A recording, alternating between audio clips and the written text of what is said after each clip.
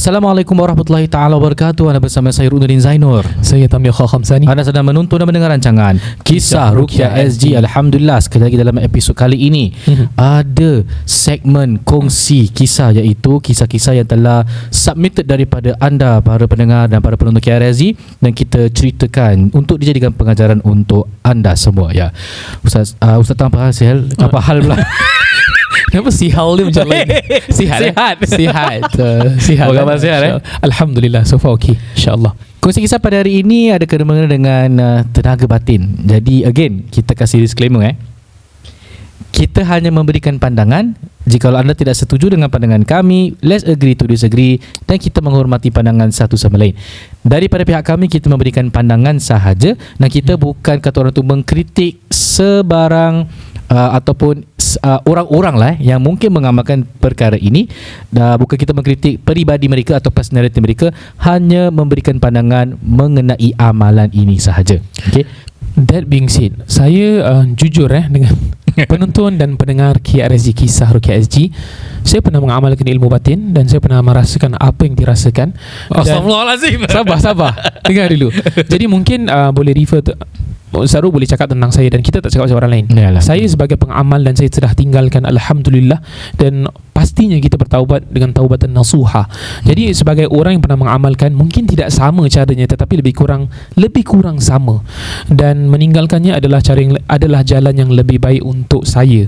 Jadi kita cerita pengalaman saya dan apa yang kita tahu sedikit sebanyak, dan kongsi kisah ni untuk tatapan para penonton di rumah dan para pendengar Kisah Ruqyah SG.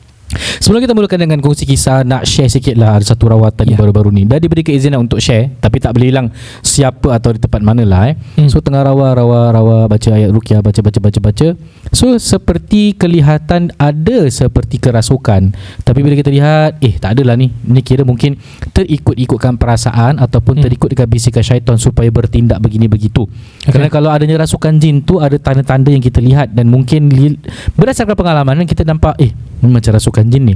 Tu tak apa, dah habis rawat, pintu angin tak ada, buka dia, pintu sliding tu terbuka tu. Terus anak saya tengok pakcik tu tengok saya, pintu tu buka. Tu lah tu pergi situ, tutup, dia buka lagi, tutup, dia buka lagi. Tuan nak baca Unasyidukum billah ya alaikum Sulaiman anta khruju wa tarhalu bil bidana. Kira kalimah ancaman. Tutup. Tak buka. Baru dia tahu. If you ask me apakah ini gangguan jin, wallahu alam, kita pun tak tahu. You see KRSG kita membawakan ruqyah syar'i. Kita tidak kata orang tu terlalu indulge ataupun kemaruk bahasanya. Kalau ni jin ke bukan jin ke, kalau dia buka dia tutup, biar bukan kita nampak pun apa yang berlaku. Bukan kita nampak ada jin ni buka pintu nak takut-takut kita atau apa-apa. Tapi mengikut pengalaman, memang benda berseret sendiri, bergetar sendiri, keris bergetar lah, susuk bergetar, ni semua pernah kita lalui lah. Dan mungkin nak menguji keimanan dan keberanian kita lah. Jadi if you tanya kita takut tak, entahlah, takut kot sikit kan, tapi perlu berani kerana Allah Subhanahu Wa Taala. Cerita yang akan kami kongsikan ni ada kena mengena dengan beberapa klien-klien yang saya pernah rawat ataupun kita panggil dalam bahasa Indonesia pasien. Patient kita. Mereka daripada grup yang sama. Kita tak boleh sebutkan nama. Di Singapura, di tanah air kita. Kalau di Malaysia, Indonesia, kita tidak tahu kita tak berani cakap. Ni di negara kita sendiri. Dia ada banyak grup, you tak boleh tahu mana satu. Don't worry, insyaAllah. Dan kita ada tukar-tukar sedikit. Dah banyak kali rawat mereka. Kebanyakan mereka semuanya rasukan. Lidah yang terjelir tu yang tadi saya cakap, merangkak gini. Betul. Semua keluar tu. Ni semua orang-orang yang pernah belajar dan dah pernah belajar kemudian berhenti. Dan bila kita ruqyahkan, ada banyak. Dan if you ask us, daripada saya sendiri, mungkin 10 daripada orang-orang ni yang pernah belajar lah benda ni semua kerasukan. Saya mungkin tak sampai 10, tapi a number of them lah. Dan ada yang daripada grup lain pun. Dan mereka kalau muntah, saya jujur dia bukan kahak tau, dia darah pun ada campuran. Dan baunya bau yang, dia bukan muntah makanannya bau dia hanya darah. Ni nak, tapi bila zaman Covid pakai mask kan. Tapi kadang-kadang bila tembus mask macam nak gini je. Tapi perukia kita tak pakai lihat. mask pun bau dia menusuk. Pasal kita sebelah ada yang kita pegangkan. Contoh kita pegangkan belakang, tepuk dia muntah, mesti kita bau bersebelah-sebelah. Okey, Kita masuk cerita boleh? Let's go. Okay, bismillahirrahmanirrahim. Assalamualaikum Ustaz KRSG. Waalaikumsalam. Do keep my name anonymous. Do keep my name anonymous. During my schooling days up till my NS life, I was a volunteer and youth member of a mosque di Singapura. Okay, I'm in my late 30s now and do still visit mosques during my off days. Okay, umurnya dalam 30-an dan sering berkunjung pada masjid-masjid di Singapura lah. Okay. Kemudian adalah normal activities di masjid. Kemudian dia kenal beberapa imam dan pemuda-pemuda ataupun dia panggil volunteers juga pada masjid tersebut. Mereka ni orang-orang yang baik, ada macam nilai-nilai kebapaan lah, ataupun ada fatherly figure to all of us. Ustaz yang dia cakap ni lah. So dia kadang sering bawa kita ke majlis maulid dan pada rumah-rumah dan di tempat-tempat lah. Okay, and kita tak ada masalah. Saya dengan Ustaz Aruk ada sedikit berbeza pendapat tentang ni. I'm okay with maulid at this point. Tapi ni I'm okay with maulid juga. okay, Alhamdulillah on this note. So bila moving on, ni dah lain sikit tau. So maulid is not the issue. Issue dia kat bawah ni. As years gone by, setelah beberapa tahun berlalu, kebanyakan di antara kita dah melekatlah kepada ustaz ni kerana kita menganggap kita ada keakraban dengan ustaz ni, kerana kita selalu pergi majlis maulud dengan dia. Kemudian kita dikenalkan oleh ustaz tersebut dengan satu kumpulan ni. Okay, dan saya mudalah pada ketika itu dan tak buat research, kita join je kumpulan ni. Okay, dan kumpulan ni dia kumpulan zikir-zikir lah, dan kita tidak menolak kumpulan zikir InsyaAllah ya. Kumpulan yang berzikir dengan cara yang baik, tak buat benda-benda merepek, InsyaAllah okey. Tetapi ni cerita lain sikit. I would say there is nothing wrong with their weekly maulid session. Tak ada masalah dengan dia punya maulid. Ni yang dikatakan. Nothing that indicates this swaying from Islam. Tidak menyimpang daripada ajaran Islam. Tetapi something that interests me ialah cara yang mereka lakukan diorang punya ritual diorang lah, seni diorang, satu seni tu. Seni ya. Dan seni tu ada kena mengena dengan ilmu kebatinan. Demonstrasi kebatinan. Sorry. Okay. Tak, tapi ni jujur bila kita dah pernah, yang saya cakap ni kita pernah lalui lah. Tak mengecam mana-mana. Ada beberapa yang saya pernah join. Kita tak tahu dulu sekarang aku dah tak batin, tumbuk sakit. InsyaAllah. Okay, the initial process involves us in practicing certain verses. Kita kena baca beberapa ayat, dan setiap lepas solat kena baca. And then we are given, orang kata ilmu, diturunkan ilmunya. Saya tak nak sebut word dia, diturunkan ilmunya dengan salaman yang kuat. Maksudnya ilmunya tu jelas. You dapat, once you salam, you amalkan, dapat ilmu tu. Dan tak kosong lah. Kemudian bila kita mulakan seni tersebut, kita akan terus bermula dengan membaca beberapa ayat, baru kita start.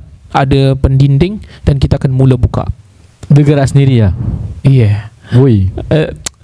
Okay. Dia freestyle lah. Kalau contoh kalau you Muay Thai, you punya gerak Muay Thai lah. Okay. Kalau you punya K-pop, you start K-pop.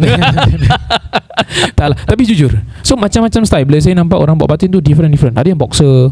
Tapi okay, kita sambung Jadi sebelum dimulakan, dia ada perkataan menyeru. Selalu bermula dengan uhduru. Ni dah salah. Kami menyeru, saya menyeru kepada. Benda ni very grey. Saya Ustaz Ruknuddin, kita berpandangan berhati-hati, better tinggalkan. Seruan hanyalah kepada Allah Subhanahu Wa Taala, tak boleh pada manusia. Macam mana manusia tu salih sekalipun. Walaupun pandangan kita berbeza dengan anda sekalian, para penonton, kita minta maaf. Ni pandangan kita. Pandangan you silakan. Pandangan sahaja ya. Pandangan kita. Bagi kita tidak. Kita tidak boleh seru kepada manusia sebagaimana Rasulullah sallallahu alaihi wasallam tidak menyeru kepada manusia tapi kepada Allah Subhanahu Wa Taala. Kalau Rasulullah sallallahu tidak menyeru kepada manusia, takkan kita nak menyeru kepada manusia? Kita boleh cinta orang baik, kita boleh cinta orang soleh, but seru kepada mereka tidak, insyaAllah. Okay. Kemudian segala langkah-langkah akan dikawal dari segi kekuatan force yang kita tak nampak. Dan saya dalam kumpulan tersebut selama setahun, dan saya mula berhenti, dan saya punya minat slowly dies off. Allah menghilangkan rasa minat dalam benda tu, dan kemudian saya berhenti secara semula jadinya. Alhamdulillah. Ustaz, kita nak dengar your pandangan. So I only recently start to listen to your podcast, okay, di Spotify, podcast Kisah Ruqyah SG, dan kita ada YouTube. You can reach me out kalau you need more information. Terima kasih brother ni, hamba Allah ni. Don't worry, saya tahu your group. Saya sangat kenal your group, don't worry, insyaAllah kita kenal sangat. Mereka orang-orang baik, cuma amalan mereka saya tak berani cakap. But maybe Ustaz Ruk has an opinion. Saya punya group, kita ada beberapa cabang, ada yang salah punya, ada okey punya. Tapi saya tinggalkan, dan sebelum saya tinggalkan, Ustaz Ruk sendiri pernah rukiahkan saya. Pasal satu ketika tu memang saya ada reaksi sedikit, betul. Yeah. Dan sebelum tu saya tak buat rukiah, saya masih baca ayat-ayat tertentu tapi belum buat rukiah fully. Alhamdulillah so far mata saya dah tak. Astaghfirullahaladzim. Okay, so jom kita bedah siasat tentang amalan ini. Ingat dalam ruqyah syar'i dan even dalam penerangan agama Islam ni, mempelajari sebuah seni untuk kuasa yang luar biasa bukan sesuatu yang diajarkan Rasulullah SAW. Perlu berhati-hati bila kita mempelajari sesuatu ilmu. Pada dasarnya kita tak nampak okey, tapi bila masuk pertengahan tu dah mula kita menyeru nama-nama yang kadang-kadang kita sangkakan adalah nama-nama arwah orang-orang yang baik, dan kadang-kadang yang seperti mereka hadir. Okay. Dan jikalau kita baca daripada pandangan ulama, ada kehadiran mereka ini sebenarnya adalah kehadiran jelmaan jin. Di situ kita perlu hati-hati. Khadam dia panggil. Khadam. Duru macam Ustaz Tamra cakap tadilah, hadirlah kan. Why do you need to have this kind of things? You should have. Kenapa? Ini kata orang tu bersekongkol dengan amalan-amalan yang Allah sendiri larang, seperti diterangkan dalam surah Al-Jin ayat ke berapa tu? Ayat ke-6 ke 9? Ayat ke-6. Okey, itu satu. Yang kedua, banyak yang kami rawat ni daripada this particular kumpulan, tak nak sebut mana lah. Bukan semua kumpulan Bukan semua kumpulan, khusus. Even kalau mereka cakap kat ustaz kat sini, kita pun tak cerita kepada you guys sama ada dia legit ustaz ataupun tidak. Kadang ada orang yang baik kita panggil ustaz kan. Okay, so ada amalan tu yang pernah diceritakan ialah bila you guys go through a series of benda-benda kebatinan ni, nanti in the end you akan go through satu uji nyali. Antara contohnya tidur, dan mereka mengatakan standby, nanti akan ada Pontianak akan hadir. Mereka kalau hadir dalam mimpi, jangan takut. If you berani, you pass the test. And betul-betul itu berlaku. Okay, so number one, question ourselves, ini ilmu perlu kita belajar. Kedua, ilmu ini Rasulullah ajar tak? Para sahabat radhiyallahu anhum jami'an ajar ataupun tidak? So kenapa perlu kuasa yang luar biasa? Dan ada pula makhluk nama Pontianak, dia jin kan? So you nak satu amalan itu adanya dengan amalan-amalan makhluk halus. So you see ada bersekongkol di situ. So that's why I say jangan. Kerana orang-orang yang kami rawat yang pernah pelajari bila kita ruqyahkan mereka tanpa sedari, mereka akan mula. Kenapa bila dia baca ayat ruqyah, mulanya pergerakan-pergerakan seperti itu. Dan ada di antara mereka bila kita ruqyahkan, saya bilang kita tenangkan diri, kita tutup matanya, relax. Kita bacakan, tengok reaksinya macam mana. Ada hadir pula jelmaan-jelmaan jin yang berbicara dalam bahasa yang bukan bahasa ibunda kita. Contohnya daripada negara seberang, seperti telonya ke arah situ.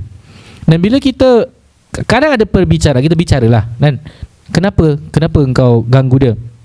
Dia akan cakap, aku tidak mengganggu, aku menjaga dia kerana dia seru aku.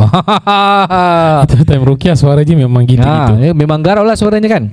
So, dan pattern yang kita lihat di antara mereka, selalu yang terkena kata orang tu cebisan gangguan adalah isteri-isteri mereka-mereka yang belajar, dan juga anak-anak.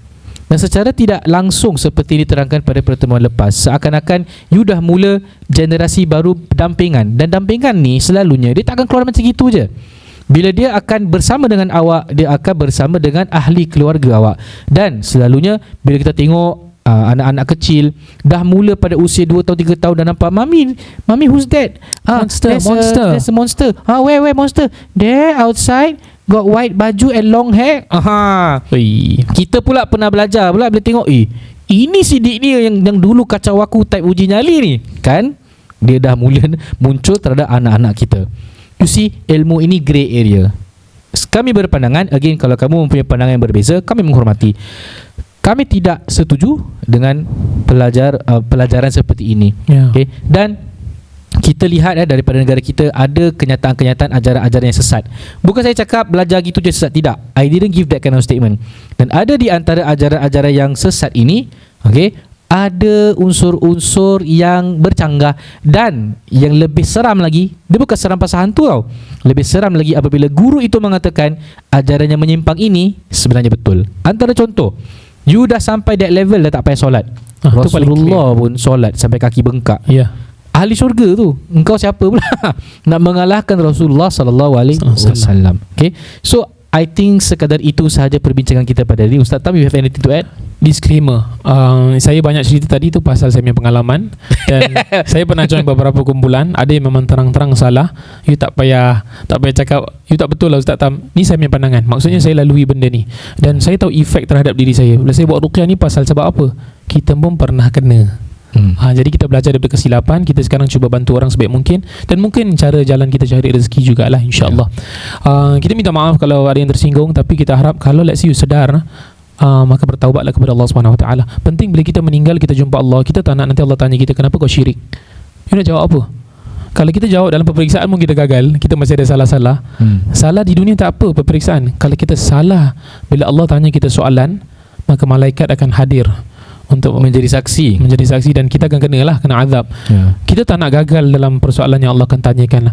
Saya doakan semoga Allah akan jaga kita semua. Amin. Tersalah langkah pun semoga Allah kembalikan kita. Kita bukan nak spark hatred, bukan nak mendatangkan kebencian, tetapi lebih kepada kesedaran. InsyaAllah. Dan terakhir, kalau ajaran itu betul, kenapa dibacakan ayat ruqyah ada reaksi? Sekian saja dari saya Nurdin Zainur. Tamliha Khamsani. Wabillahi taufiq wal hidayah. Wassalamualaikum warahmatullahi taala wabarakatuh.